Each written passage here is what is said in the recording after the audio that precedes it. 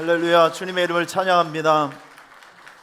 언제나 우리와 동행하여 주시고 또 우리의 약함을 하나님의 강함으로 날마다 채워주셔서 우리가 웃고 살 수 있는 일들, 감사할 수 있는 일들을 항상 증거하며 살아갈 수 있도록 범사에 도우시는 은혜를 진심으로 감사를 드립니다.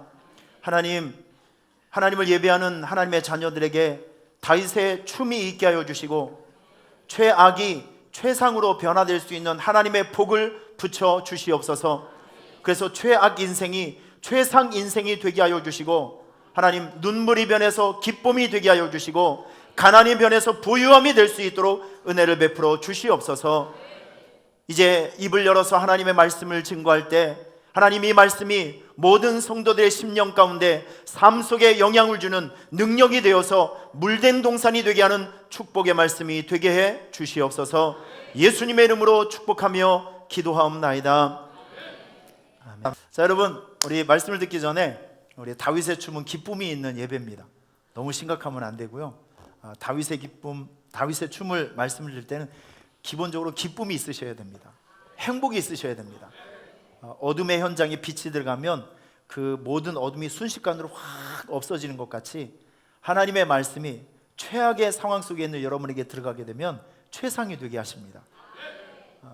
환난과 근심은 벗어나게 하시고요. 자, 우리 나의 찬성 가운데 임하신 임마누엘, 우리 이 찬양을 우리 힘있게 찬송 한번 해볼까요?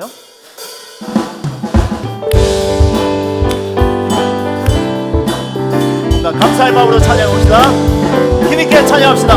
나의 찬송 가운데, 나의 찬송 가운데 임마누엘, 나의 기도 가운데 임마누엘, 아멘.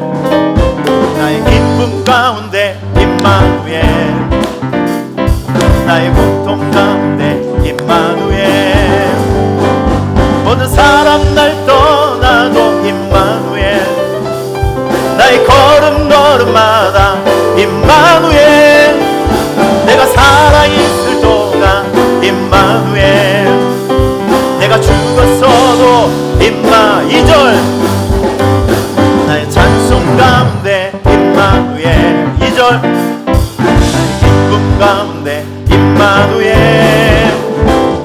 나의 힘을 아래도 임마누엘, 모든 민족 가운데, 모든 민족 가운데 임마누엘, 아멘. 모든 사람 날 떠나도 임마누엘, 나의 걸음걸음마다 임마누엘, 내가 살아있을 동안 임마누엘, 내가 죽어서. 2절로 다시 한번. 2절, 나의 삶 가운데 임마누엘, 우리 가정 안에도 임마누엘, 우리 교회 안에도 임마누엘, 우리 민족 가운데, 우리 민족 가운데 임마누엘, 아멘. 모든 사람 날 떠나도 임마누엘, 나의 걸음걸음마다 임마누엘, 내가 살아있을 동안 임마누엘, 내가 죽어서도 임마누엘. 할렐루야. 우리 하나님께 영광의 박수 하겠습니다. 할렐루야. 아멘. 이제 오후 시간에 열심히 설교를 준비하고 있는데, 저 멀리 아프리카 우간다에서 영상 편지가 왔습니다. 거기서 부활주의를 지나면서 참 많은 사역을 이제 하게 되었는데, 오늘 말씀을 드리기 전에 우간다 영상 편지를 여러분에게 잠깐 보여드리도록 하겠습니다.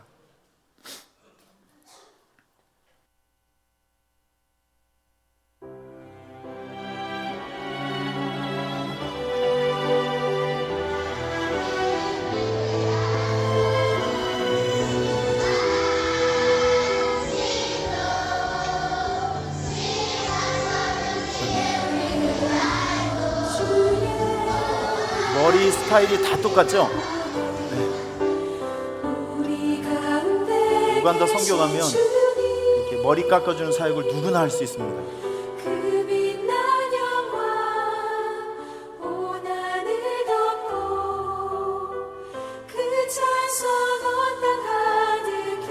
정말 그들의 기도하는 모습이 얼마나 진지한지 모르겠어요.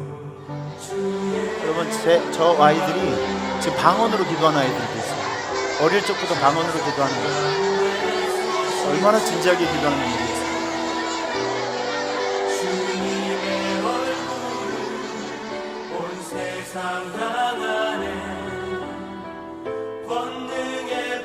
세례식이 있습니다. 이제.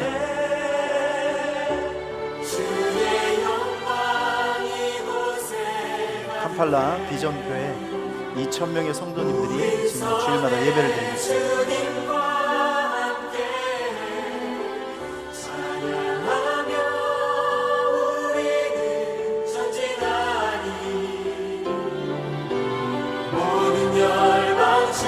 세례를 저렇게 침례로 합니다.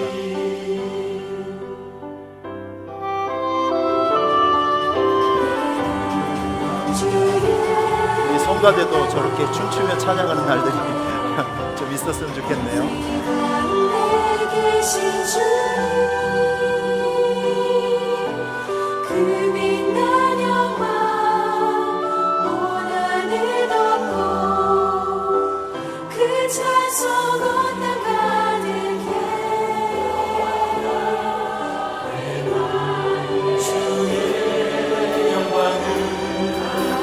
원색이 참 잘 어울려요.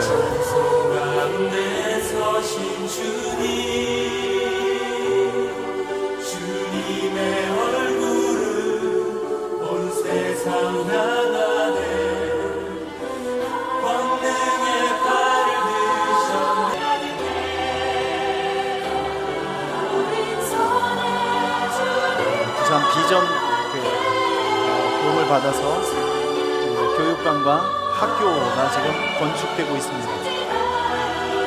먼 나라 땅에서 하나님의 역사들이 지금 이루어지고 있는 현장들입니다.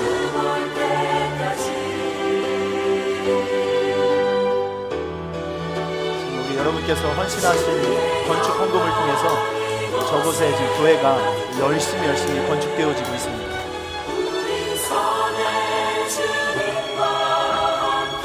학교 공사고요.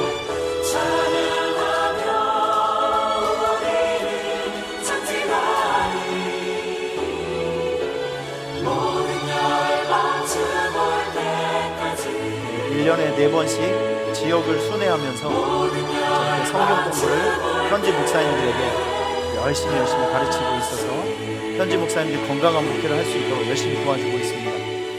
큰 일을 이루신 우리 하나님께 영광의 박수하겠습니다. 할렐루야. 자, 우리 교회 아프리카 우간다 선교팀들이 한 20명 성도들이 8월 달에 7월 말에 저기에 가서 헌당 예배도 드리고 또 많은 또 선교 사역을 하게 됩니다. 앞으로 4개월 동안 준비를 잘해서 아름다운 선교 사역을 잘 감당하고 멋진 선교 보고가 여러분 앞에 하나님 앞에 드려질 수 있도록 최선을 다해 주시길 부탁을 드리겠습니다. 자, 시편 18편 23절 24절 말씀 2절 말씀만 보도록 하겠습니다. 우리 같이 23절 24절 시작. 또한 나는 그의 앞에 완전하여 나의 죄악에서 스스로 자신을 지켰나니 그러므로 여호와께서 내 의를 따라 갚으시되 그의 목전에서 내 손에 깨끗한 만큼 내게 갚으셨도다. 아멘. 여러분, 제가 지금 트로피 하나를 가지고 있습니다. 트로피. 여러분 보기에는 별거 아닌 것 같지만 저에게는 엄청나게 의미가 있는 트로피입니다. 우리 족구 대회가 있었거든요, 우리 교단. 그런데 우리 교회가 줄기차게 나갔는데 여적까지 한 번도 못 타왔어요.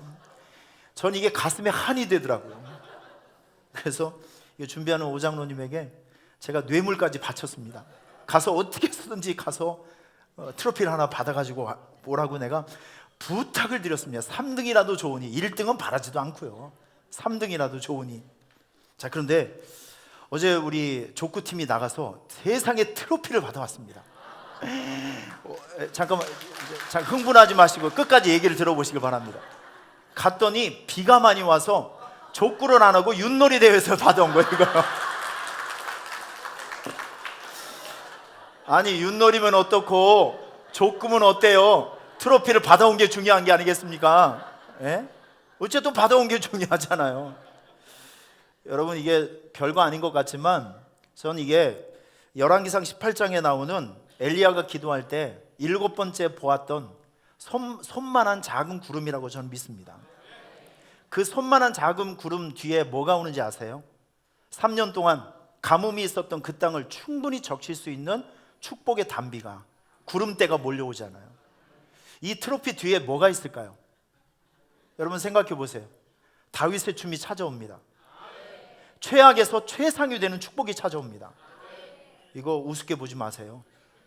앞으로 더 큰 축복과 더 큰 은혜와 다윗의 엄청난 춤이 우리에게 찾아올 것이라고 하나님께서 보여주신 사인으로 저는 봤습니다. 믿으시길 축원합니다. 여러분, 믿음의 세계는요, 이 신앙 세계는 믿는 대로 되는 거예요. 선포된 대로 되는 것입니다. 자, 여러분 스스로에게 축복하십시오. 나에게 다윗의 춤이 생길지어다. 자, 여러분 주변에 있는 분, 당신에게 다윗의 춤이 생길지어다. 할렐루야. 자, 한 가지 더 따라하겠습니다. 최악에서 최상이 되리라. 다시 한번, 최악에서 최상이 되리라. 여러분에게, 서로에게 축복해 주십시오. 최악에서 최상이 되리라. 할렐루야. 최악에서 최악이 되는 것이 아니라 최악에서 최상이 되리라. 지난주에 다윗의 춤 첫 번째 말씀을 전했습니다.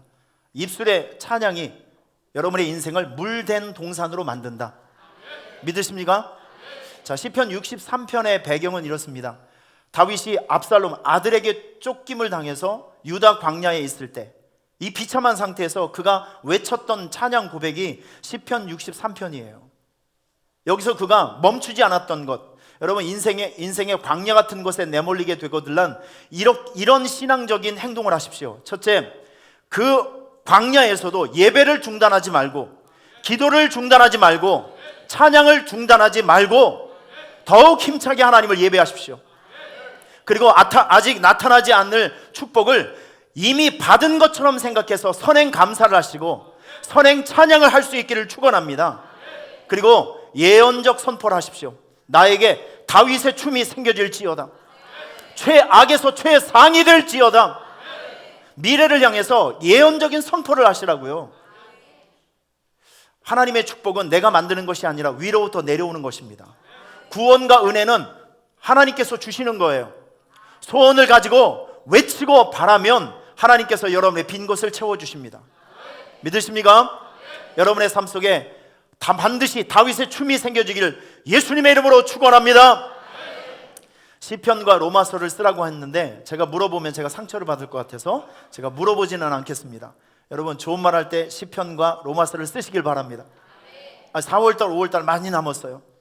자, 쓰면서 말씀을 들으면 더 깊은 은혜가 있습니다. 꼭 그렇게 동참해 주시길 부탁을 드리겠습니다. 자, 지금부터 제가 여러분들에게 질문을 좀 할게요. 이 사람은 누구일까요? 이 사람은 10살 때 어머니가 돌아가셨어요. 그리고 이 사람은 22살 때 사업에 실패를 했고 23살 때 정치판에 들어갔는데 23살부터 선거에 떨어지기 시작합니다. 26살 때 약혼자가 죽었고 27살 때 극심한 스트레스를 받아서 정신과 치료를 받습니다. 그리고 34, 37, 39살 때 국회의원 선거에 나가서 열심히 떨어집니다. 그리고 46살 때 상원 의원 선거에 입후보했으나 역시 떨어지게 됩니다. 그리고 47살 때 미국 부통령 후보에 도전을 했는데 또 실패를 하게 됩니다. 49살 때 상원 의원 입후보 경선에서 패배를 하게 됩니다. 그런데 52세 때 그가 미국의 대통령이 됩니다. 이 사람은 누구일까요? 미국의 16대 대통령이었던 사진으로 나오는 아브라함 링컨입니다. 자, 여러분, 링컨의 이 배경을 보면 대통령이 되기까지는 정말 최악의 상황이 너무 많았어요. 어느 날 갑자기 이 사람이 훌륭한 사람이 훅 된 게 아니라고요. 최악의 상황에서 살아갔던 사람이 바로 저분입니다. 아브라함 링컨. 미국의 노예 해방을 제도를 완성했던 분이 바로 저분이에요. 아마 여러분들 가운데 성공한 사람 또 뭔가 큰 것을 이룬 사람들 이렇게 보면 처음부터 그 사람이 잘한 거 아닙니다. 처음부터 그 사람이 훌륭한 사람도 아니고요, 처음부터 잘난 사람도 아니고 처음부터 있는 사람도 아닙니다. 모든 사람이 공통적으로 경험하는 것, 최악의 상황에서 최상이 되는 것이죠. 오늘 시편 18편은 배경이 있습니다. 어떤 배경이냐면 다윗이 드디어 10년 동안의 그 지긋지긋한 사울의 칼날 속에서 벗어났어요. 그리고 하나님의 약속하신 대로 그가 드디어 왕이 되는 날, 내가 이스라엘의 두 번째 왕이 되는 날, 그가 자기가 경험했던 하나님의 은혜를 깊이 묵상하고 생각하면서 멋진 시를 지어서 올려드린 것이 바로 시편 18편 말씀입니다. 이스라엘의 두 번째 왕위 즉위식이 있을 때 그때 만들어서 올려드렸던 찬양시가 바로 시편 18편 말씀이라고요. 여러분, 지금 제가 다윗의 이력서를 제가 공개해 드리겠습니다. 몇 가지만 공개해 드릴게요. 이건 이스라엘의 두 번째 왕의 이력서라기보다는 좀 너무 허접한 것이 많아요. 빈틈이 많고, 다윗이 이런 사람이었어? 이런 사람이 왕이 됐을까? 라고 할 정도로 다윗에게도 어두운 면이 있었고 최악의 상황이 얼마든지 있었어요. 자, 우선 다윗의 아버지가 누구죠? 이새입니다.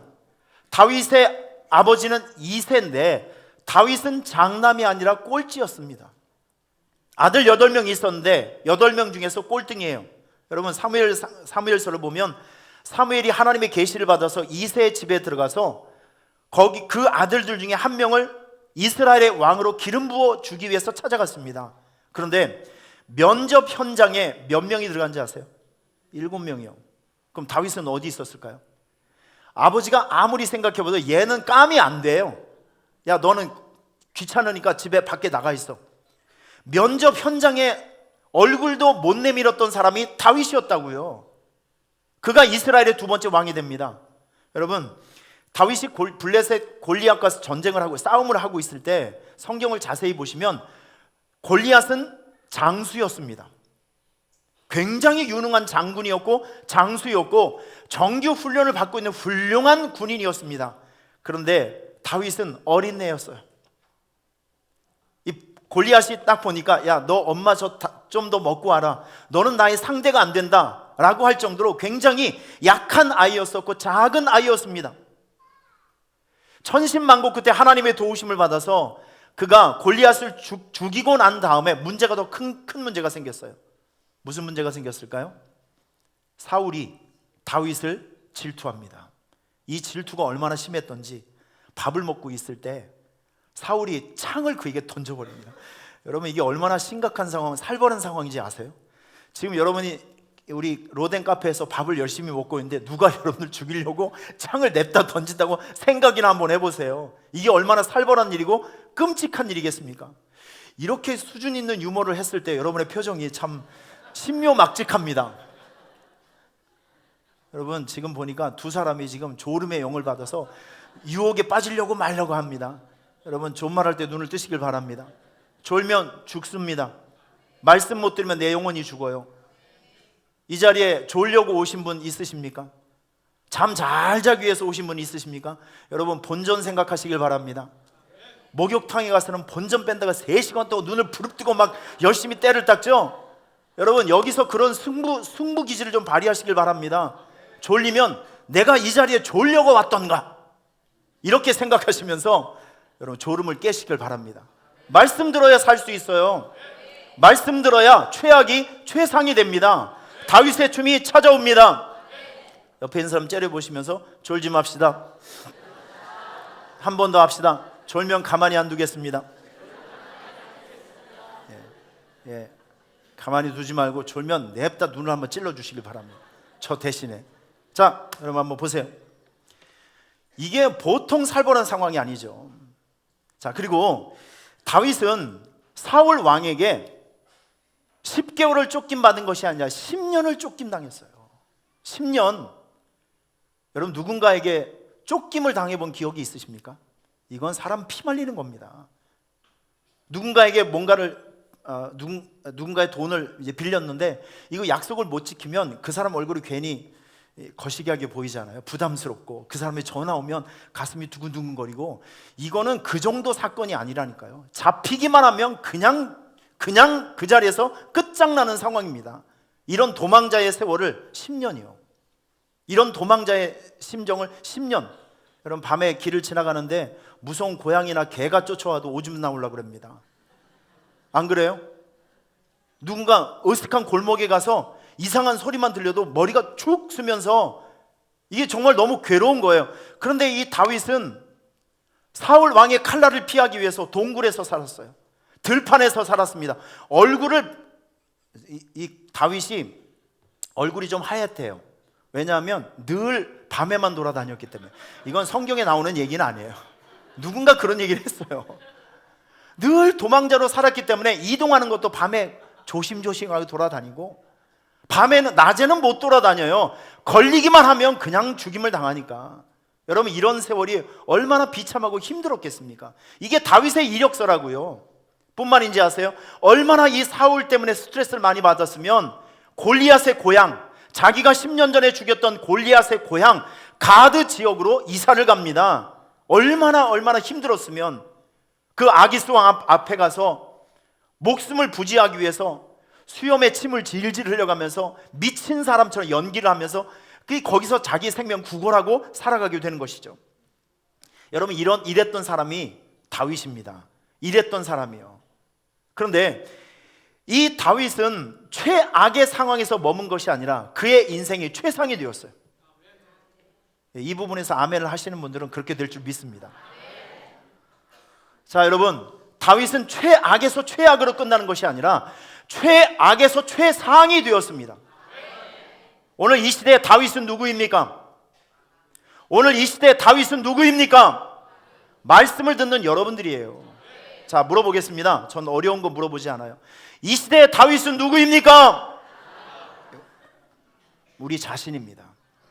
이 시대의 다윗은 우리예요. 우리는 최악에서 최악으로 끝나는 것이 아니라 여러분은 최악에서 시작해서 최상이 될 것입니다.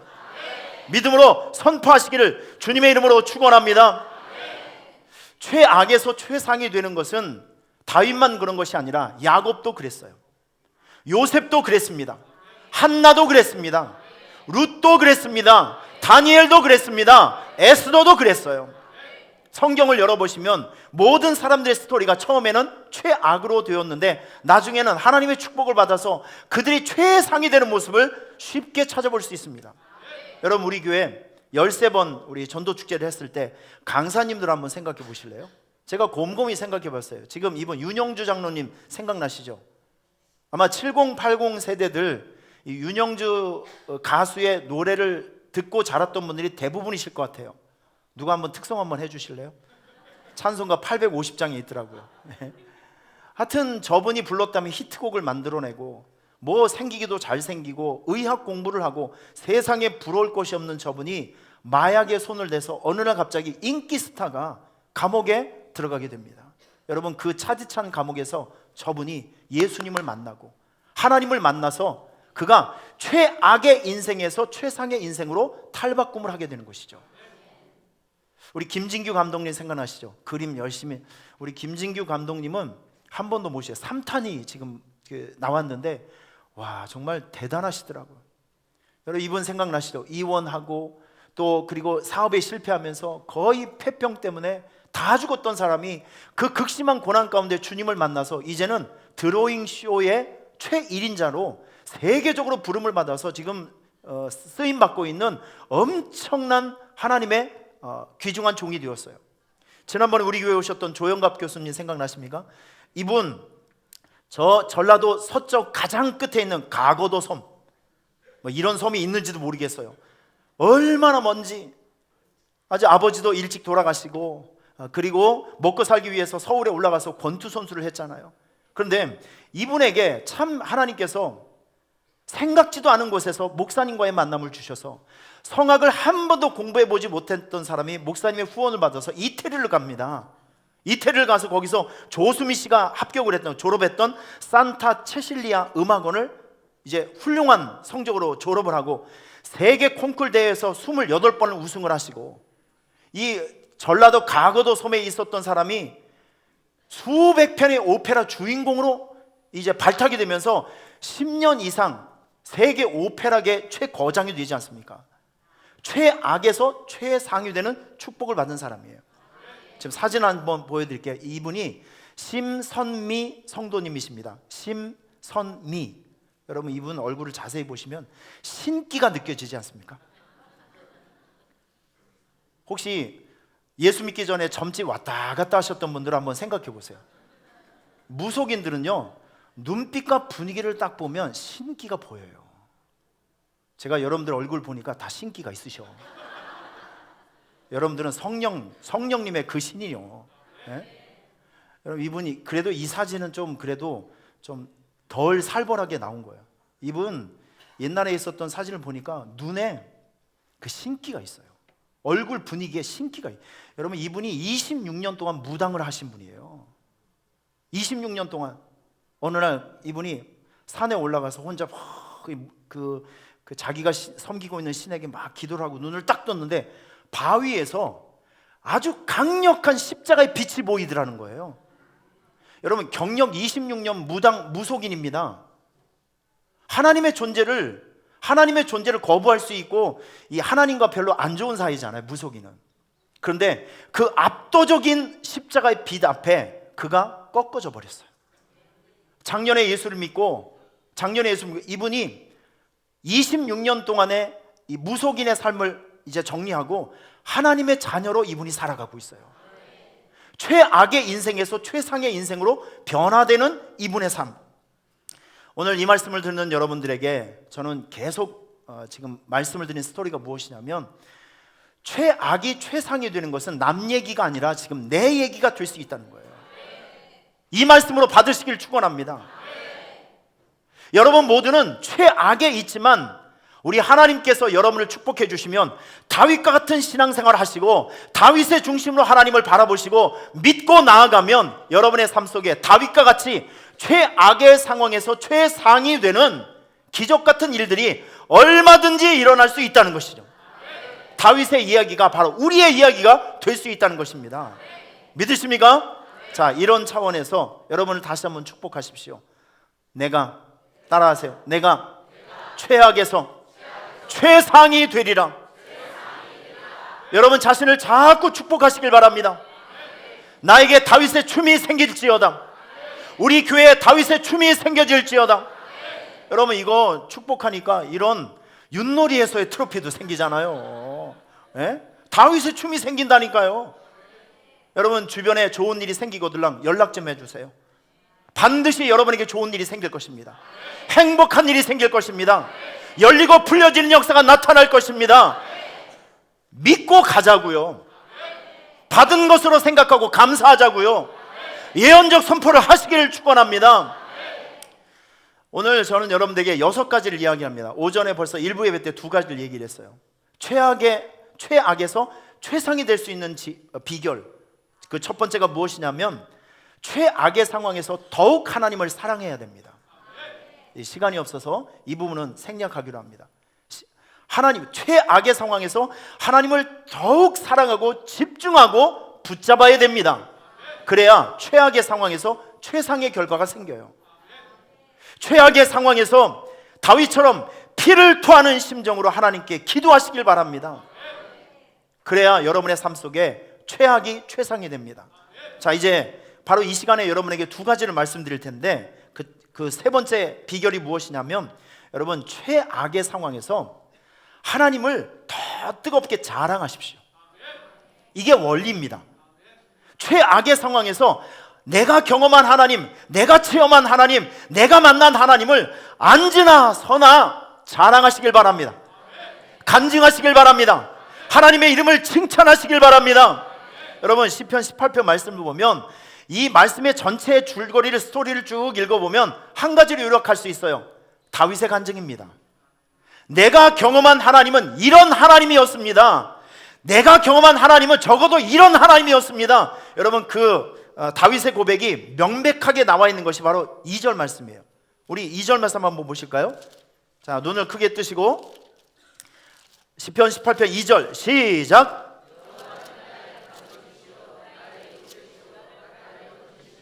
나의 하나님이시요 내가 그 안에서 피할 나의 바위시요 나의 방패시요 나의 구원의 뿌리시요 나의 산성이시로다. 지금 다윗이 얘기하고 있는 건 내가 그동안 인생의 환난과 어려움과 고난 속에서 하나님은 이런 하나님이었습니다.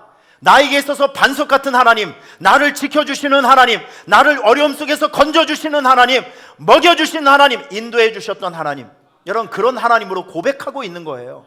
여러분 또한 우리 14절 말씀 한번 보실까요? 14절 말씀 시작. 그의 화살을 날려 그들을 흩으시며 많은 번개로 그들을 깨트리셨도다. 지금 자기와 함께 하나님께서 함께 하셔서 대적을 향해서 대신 싸워주신 하나님의 도우심을 찬양하고 있어요. 자, 우리 18절 19절 말씀 읽어볼까요? 시작. 그들이 나의 재앙의 날에 내게 이르렀으나 여호와께서 나의 의지가 되어주셨도다. 나를 넓은 곳으로 인도하시고 나를 기뻐하심으로 나를 구원하셨도다. 그 이후로 29절부터 43절 말씀까지 쭉 이렇게 보면 자기 인생 속에서 역사하시고 일하시는 하나님을 안지나서나 간증하고 있고 안지나서나 이야기를 하고 있고 하나님을 칭찬하고 있고 하나님을 자랑하고 있습니다. 여러분 이것이 다윗의 신앙이었어요. 자, 물어보겠습니다. 여러분들은 안지나서나 무엇을 하십니까? 안지나서나 핸드폰 보시더라고요. 안지나서나 핸드폰 보시고. 여러분 그 서울 그 지하철역에 한번 가보세요. 사람들이 얘기하고 있는 사람들이 없어요. 핸드폰은 나의 목자신 내게 부족함이 없으리로다. 그가 나를 쉴 만한 곳으로 이끌어 주시며 볼 것과 먹을 것과 누릴 것 모든 것을 핸드폰이 다 해주시잖아요. 사람들은 이제 사람하고 대화를 싫어하고 핸드폰과의 대화를 시작합니다. 여러분 우리는 삶의 패턴이 좀 달라야 돼요. 사람을 만나거든 어디에 있든지 간에 다윗처럼 하나님을 자랑하세요. 하나님 이야기를 하세요. 내가 경험한 하나님을 이야기를 해주고 내가 경험한 것을 간증해주고 그래서 모든 상황 속에서 모든 환경 속에서 하나님이 칭찬받게 해주십시오. 하나님을 높여주시길 바랍니다. 믿습니까? 이런 사람에게 하나님께서 어떤 은혜를 주시냐면 야, 이놈 참 쓸만한데 진짜 고맙다. 여러분 누군가 여러분 뒤에서 자꾸 여러분의 좋은 이야기를 해주고 그 사람 참 좋다고 정말 쓸만한 사람이라고 이 시대에 이런 사람이 복을 받아야 된다고 계속 누군가 여러분을 축복해 준다면 여러분 그 사람이 얼마나 고맙겠어요? 안 고마우세요? 엄청 고마운 일이잖아요. 이런 사실을 누군가 알았다고 하면 그 사람이 얼마나 고맙겠냐고요. 하나님은 이런 마음이 있었어요. 다윗을 보니까 그가 어디 있든지 누구를 만나든지 간에 간증을 하는 거예요. 하나님은 나에게 먹여줬다. 나를 대신에 싸워주셨다. 나와 동행해 주셨다. 이런 어려움에서 하나님이 나를 이렇게 반짝 들어서 여기에 이렇게 옮겨주셨다. 이렇게 아주 드라마틱하게 다윗은 이 시대에 보면 간증 집회 부흥사로 아주 이름을 날렸을 것 같아요. 얼마나 그렇게 잘하는지. 여러분 이게 여러분의 신앙 상식이 되시길 바랍니다. 신앙의 토양이 되시길 바랍니다. 앉으면 먹는 얘기하지 마시고 사람들 모이면 놀러간 거 얘기하지 마시고요. 사람들끼리 만나면 무조건 하나님 자랑하시고 하나님 칭찬하시고 하나님께서 좋아하시는 일들을 얘기를 계속해 주세요. 아멘. 제가 이번에 러시아를 다녀왔습니다. 우리 아무리 목사님 우리 교회에서 한동안 후원을 해드렸는데 이분이 알고 보니까 사진 한번 보여주세요. 아무리 목사님, 이분의 고향은 우즈베키스탄이더라고요. 러시아뿐이 아니라 우즈베키스탄. 그런데 제가 이번에 방문했던 곳은 그 연해주라고 하는 곳인데 러시아라고 해서 시간이 오래 걸리는 것이 아니라 비행기로 2시간이면 돼요. 북한하고 아주 가깝습니다. 블라디보스톡. 연해주가 60만 명이라고 하면 그 블라디보스톡은 연해주의 중심 도시입니다. 한 20만 정도 있나요? 이렇게 하여튼 도시가 있는데 이분하고 이제 4, 5일 동안 같이 지냈는데 첫날부터 마지막 날까지 제가 뭐 했는지 아십니까? 이분 간증 듣다 판났어요. 이분 간증 듣다가 끝났어요. 그냥 밥 먹을 때도 이동할 때도 어디를 갈 때도 앉기만 하면 자랑을 하고 앉기만 하면 하나님께서 나를 위해서 이렇게 역사하시고 도와주셨다. 여러분 저는 그런 모습에 은혜를 많이 받았어요. 이분이 한국에 온 그 과정이 너무나도 드라마틱해요. 이분의 그 가문을 보면 어머님이 엄청나게 대장부시더라고요. 아버지는 너무 왜소하시고 아버지는 여성적인 성향이 있으신가 봐요. 그래서 한 번은 이렇게 무슨 도로를 운전하는데 경찰이 세우더니 막 뭐라고 하는 거예요. 그래서 엄마가 화가 나고 우리가 뭘 잘못했냐고. 그래서 경찰한테 막 때리고 있었는데 아버지가 도망가 버렸대요. 자기들을 버리고 도망가 버렸대요. 겁이 나서 아버지는 도망가신 거예요. 엄마가 찾아와가지고 난리가 났죠 그날. 하여튼 이게 엄마가 꽤 씩씩하신 분이신데 이분 그 형제들이 있는데 운동을 너무너무 잘하는 거예요. 그래서 이 아무리 목사님도 이제 보시면 몸을 딱 만져보면 정말 몸이 단단합니다. 아주 다부져요. 이번에 갔을 때 머리가 엄청 많이 빠져 있더라고요. 하여튼 굉장히 다부집니다 사람이. 동생도 이제 운동을 잘하고. 그런데 고등학교를 다니다가 사고를 쳤네요. 애들하고 싸움을 했는데 한 아이를 죽을 때까지 팬 거예요. 막 엄청 팼는데 하필 두드려 팬 놈이 누구냐면 아버지가 경찰이에요. 이제 큰일 났습니다. 경찰 아이를 진짜 막 심하게 막 때려서 엄마가 불길한 예감이 드니까 아들을 다음 날 한국으로 데리고 왔어요. 그리고 엄마가 참 대단한 게 네가 알아서 생존해라, 살아남으라고. 엄마는 그 다음 날 집으로 갔대요. 13년 동안 한국에서 엄마를 한 번도 못 본 거예요. 여러분 이게 영화 같은 이야기인데 사실입니다. 네가 알아서 살아남어, 나 간다 하고 엄마가 가버렸어요. 엄마의 역할은 여기까지다. 참 대단하죠. 그리고 이분이 얘기를 하는데 불법 체류자로 13년 동안 살아가는데 그 삶이 너무 안타깝더라고요. 얘기를 들으면서 눈물이 나오더라고요. 한 번은 엄마의 음식이 너무너무 그리워서 자기가 그런 표현을 합니다. 밥을 먹는데 눈물로 밥을 비벼 먹었대요. 엄마가 너무 보고 싶으니까. 여러분, 우즈베키스탄 사람이 한국에 와서 한국 김치찌개를 먹으며 한국 김치를 먹으면서 만족감이 있겠습니까? 여러분, 선교지에 가보면요, 모든 걸 다 적응할 수 있어요. 나라도, 기후도 적응할 수 있고, 옷도, 환경도 자주 적응할 수 있는데, 어릴 적부터 한국 음식, 이 위장은요 적응이 안 돼요.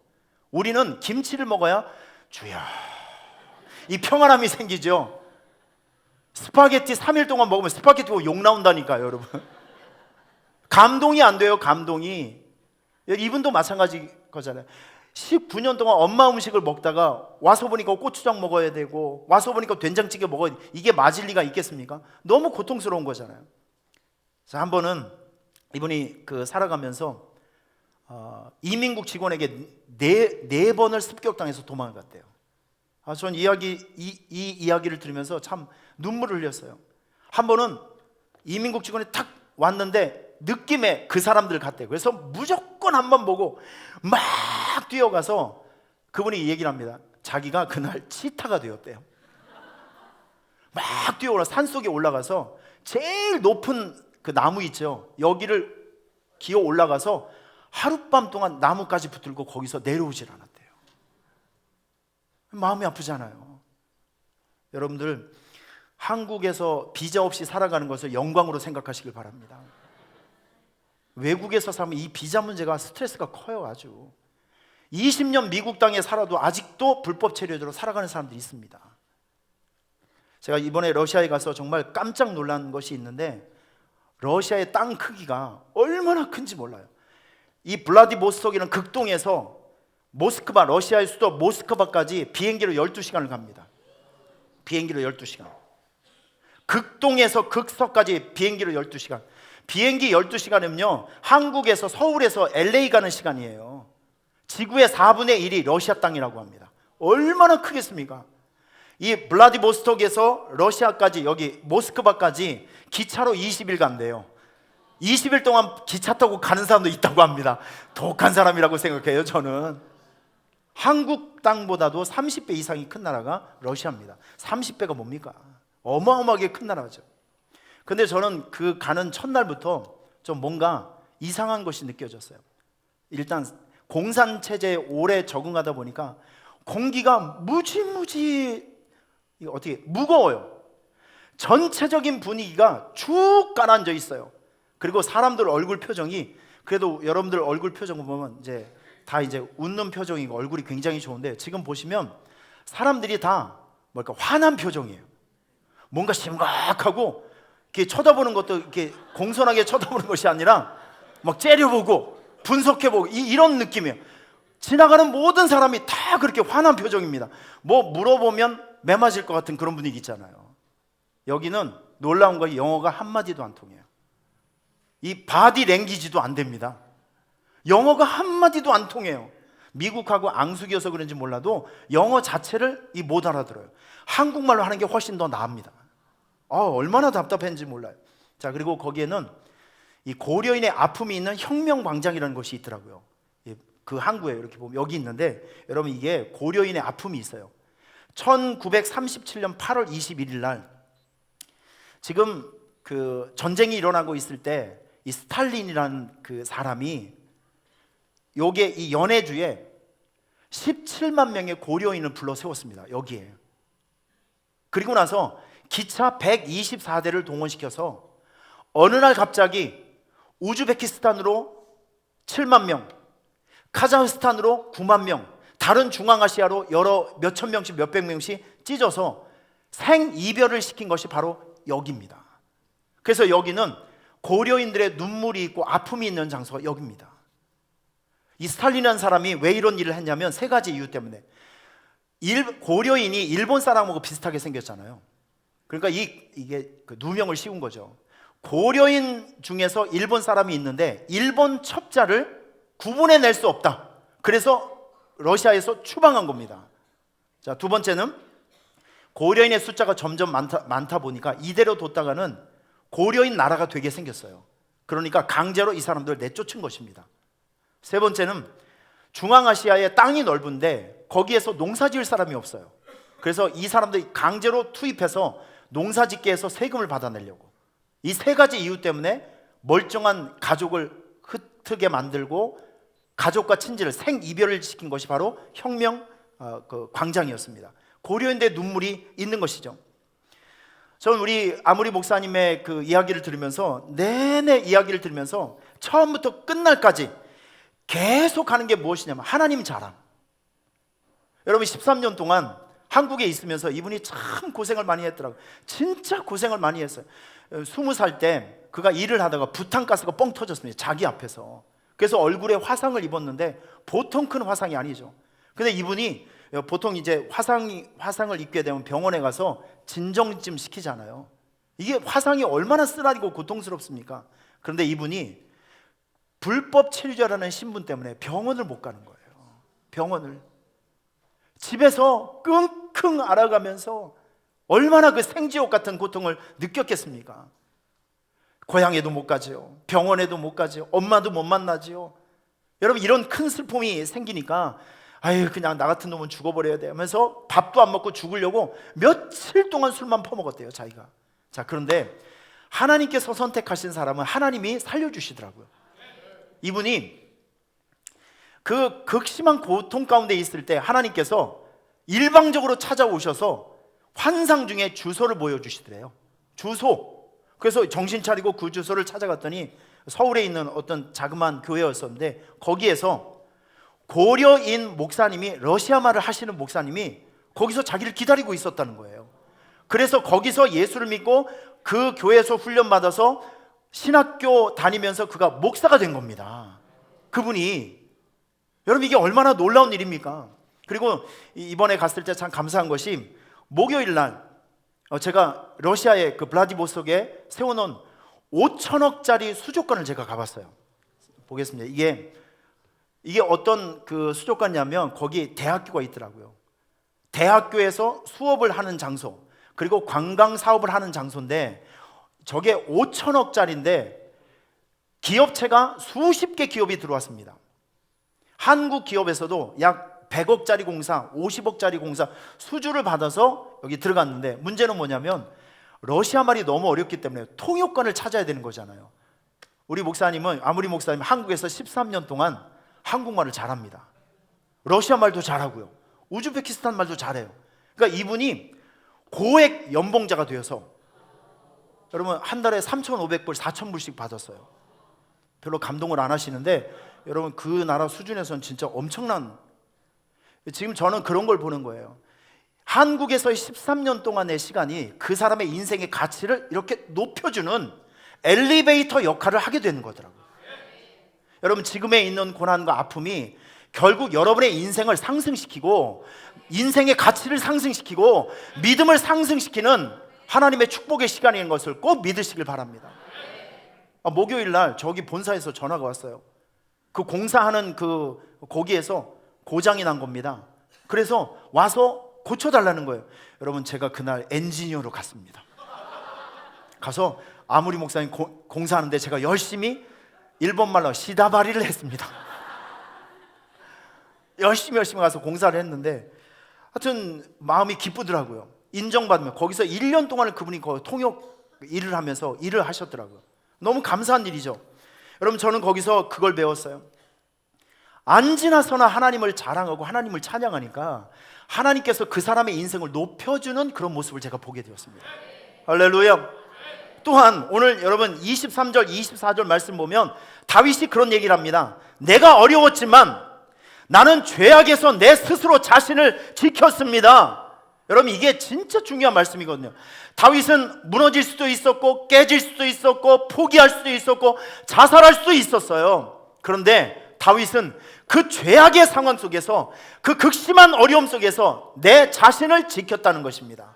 여러분 오늘 이 말씀이 레마의 말씀으로 여러분의 마음속에 새겨지기를 주님의 이름으로 축원합니다. 극심한 어려움 속에서 신앙을 지키세요. 믿음을 지키십시오. 여러분의 사명을 지키시길 바랍니다. 여러분의 직분을 지키시고 여러분의 마음과 신앙을 지켜주시길 바랍니다. 죄악 가운데서도 나를 지켰다. 여러분 이것은 투쟁입니다. 이건 전쟁이에요. 이번에 우리 목사님이 사실 처가살이를 하고 있습니다. 블라디보스톡에서 4시간 떨어져 있는 처가살이를 하고 있는데 저는 이 4시간 그 라조 교회를 가면서 참 여러 가지 생각을 했습니다. 여러분 도시에서 이 러시아는 땅이 넓기 때문에 예를 들어서 오산에서 수원까지 도시와 도시 사이가 보통 3시간에서 4시간입니다. 그 중간에는 아무것도 없어요. 그냥 황량한 들판입니다. 이런 곳에서 그가 처가살이를 하는데 이분이 아들 둘, 딸 둘이에요. 이분이 얘기하는데 하나님 이번에 아들을 주세요 하면 아들이 태어난대요. 이번에 딸을 주세요 하면 딸이 태어난대요. 얼마나 열받는지 제가 깊은 상처를 받고 왔습니다. 그러면서 저에게 하는 말이 목사님도 지금이라도 기도해도 늦지 않는데요. 기차는 떠났다고 얘기했습니다. 이분이 자식이 4명이에요. 장모님을 먹여 살려야 되고 자기 부인을 먹여 살려요. 6명의 식솔들이 있어요. 제가 그 집을 갔을 때 저는 이제 평생 하나님께 약속한 것이 있어요. 저는 선교지를 갑니다. 제가 가는 곳은 관광지가 아니라 선교지죠. 하나님, 내가 선교지를 갈 때 빈손으로 가지 않겠습니다. 제가 선교사로 있어 봤잖아요. 그러니까 한국에서 오신 분들 이렇게 보면 사람이 반가운 것이 아니라 그 사람이 들고 온 짐이 반가워요. 솔직하게 얘기하는데 저는 그 마음을 알거든요. 그래서 저희가 가지고 갈 수 있는 모든 짐을 열심히 챙겨서 애들 옷, 사진 한번 보여주세요. 애들 옷 가서 보따리 싸들고 가서 줬는데 참 이상한 거죠. 갈 때는 막 공항에 가면 이 짐 때문에 늘 스트레스를 받고 뭐 땀이 나고, 근데 막상 펴놓고 보면 별것도 아니야. 왜 이렇게 조금만 갖고 왔는지 주면서도 미안한 마음이 있죠. 자, 다음 사진 보세요. 애들에게 신라면을 줬더니 큰애거든요, 사무엘. 우와, 신라면이다. 거의 성령 임재 체험을 하더라고요. 제가 둘째 딸, 얘가 그 기쁨인데, 둘째 딸 기쁨인데 얼마나 예쁜지 몰라요. 첫째 딸은 엘리자벳. 우리 목사님이 이게 선물을 주니까 너무 미안하고 죄송하다고 머리를 숙이면서 얼마나 좋아했는지 몰라요. 여러분, 여러분의 섬김 때문에 누군가 행복한 걸 보잖아요. 그게 섬김의 기쁨이에요. 이게 전도자예요. 이게 전도자. 우리 평생 주고 삽시다. 평생 섬기고 삽시다. 누군가 여러분 때문에 행복한 사람을 만들어 놓으셔야 돼요. 이게 우리가 해야 될 사명이라고 저는 믿습니다. 할렐루야. 이 가면서 제가 얘기를 들었습니다. 러시아가 2016년에 이 푸틴 대통령이 종교법을 만들어냈어요. 테러 리스트를 또 이렇게 테러가 못 일어나게 하겠다는 이런 그 빌미를 만들어서 사실 러시아는 정교회가 많습니다. 캐톨릭하고 비슷한 게 러시아 정교회예요. 이게 1000년의 역사가 넘습니다. 그런데 러시아는 개신교 역사가 100년이 채 안 돼요. 2억 명의 사람들 중에서 예수 믿는 사람이 2%밖에 되지 않는다고요. 이게 어떤 법을 만들었냐면, 이제 전도하다가 적발되면 한국 돈으로 100만 원 정도 벌금을 내야 돼요. 세례를 주거나 집회에 강제적으로 사람을 동원하잖아요. 그럼 그 사람은 외국 사람인 추방 명령을 받고 심하면 감옥까지 갈 수 있습니다. 전도지를 만들잖아요. 영상을 만들잖아요. 여기에 교회 주소, 그리고 전도증, 이 허가증, 이 아이디를 전부 다 적게끔 되어 있어요. 이거 안 하면 잡혀갑니다. 이렇게 되다 보니까 정교회는 아무 문제가 되지 않는데, 이런 법에 저촉이 되는 것은 러시아 개신교 기독교인들입니다. 이 사건으로 인해서 참 많은 교회가 위축되고 전도가 되질 않아요. 여러분, 이런 교회 현장을 보면서 우리 아무리 목사님께서 계속 이야기한 게 무엇이냐면, 목사님, 러시아 교회는 부흥의 말씀이 필요하다는 거예요. 한국 교회를 일으켜 세워줬던 그 강력한 부흥의 말씀이 러시아의 사람들이 들어야 될 말씀이라고, 오셔서 죽어가고 있는 러시아 교회를 위해서 말씀을 전해달라고 간곡하게 부탁하는 것을 듣고 왔습니다. 여러분, 우리 힘들고 어려운 상황 속에서 우리가 지켜야 될 것은 무엇이냐면, 우리의 신앙을 지켜야 됩니다. 우리의 믿음을 지켜야 됩니다. 시대는 점점 어려워집니다. 믿음 지키기도 어렵고, 신앙 지키기도 어렵고, 주일 지키기도 어렵고, 여러분의 사명 지키기도 어렵고, 11조 생활 하기도 어렵고, 전도할 수 있는 마음을 지키는 것도 어려운 시대가 바로 이런 시대예요. 여러분, 변명과 핑계는 아무나 될 수 있습니다. 그런데 지키는 것은 헌신하는 사람만이 지켜낼 수 있어요. 믿음 있는 사람만이 지켜낼 수 있습니다. 결국 하나님 앞에서 믿음 지켜내고, 마음 지켜내고, 신앙 지켜내고, 예배 지켜내는 사람이 최악에서 최상을 만들어 가더라고요. 믿습니까? 시간이 없어서 더 많은 것을 말씀 못 드리겠습니다. 여러분, 우리 한번 마음으로 정리해 봅시다. 오늘 이 시간을 통해서 하나님께서 저와 여러분에게 주시는 레마의 말씀이 무엇입니까? 최악의 상황에서 해야 될 일들, 오늘 다윗과 같이 여러분이 모여있는 그 자리에서 하나님을 자랑하십시오. 입을 열어서 하나님을 마음껏 자랑하시길 바랍니다. 하나님께서 칭찬받을 일들을 앉으나 서나, 여러분이 낮에 있든 밤에 있든 밖에 있든 안에 있든지 간에 모든 사람들 앞에서 열심히 하나님을 간증하시길 바랍니다. 하나님께서 하신 일들을 자랑하시길 바랍니다. 그런 사람은 하나님께서 높여주셔요. 최악에서 최상으로. 이 시대, 어려운 시대를 핑계하지 마시고, 이 어려운 시대 안에서 어찌해서든지 간에 여러분의 믿음을 지켜내시고, 마음을 지켜내시고, 예배를 지켜내시길 바랍니다. 여러분, 두 손을 가슴에 대어주세요. 하나님 아버지, 오늘 다윗의 춤 두 번째 말씀, 시편 18편, 다윗이 왕으로 세움받은 그 현장에서 그는 하나님을 찬양하고, 하나님을 자랑하고, 하나님을 간증하고, 하나님을 높여드리는 말을 외치고 있습니다. 이것이 다윗이 최악에서 최상이 되었던 아름다운 신앙의 비결이었고, 하나님께서 축복해 주셨던 근거가 바로 여기에 있는 것을 우리는 믿습니다. 오늘 이 자리에 오신 모든 성도들이, 오늘 하나님의 자녀들이 다윗과 같이 그들이 서 있는 그 자리에서 하나님을 찬양하게 하여 주시고, 하나님을 간증하게 하여 주시고, 하나님을 예배하게 하여 주시고, 하나님을 칭찬할 수 있도록 도와주시옵소서. 힘들고 어려운 것을 핑계하지 아니하고, 죄악 중에서, 어려움 중에서, 바쁜 중에서 우리의 신앙을 지켜내고, 믿음을 지켜내고, 사명을 지켜내는 사람들로 살아가게 하여 주옵소서. 예수님의 이름으로 기도하옵나이다.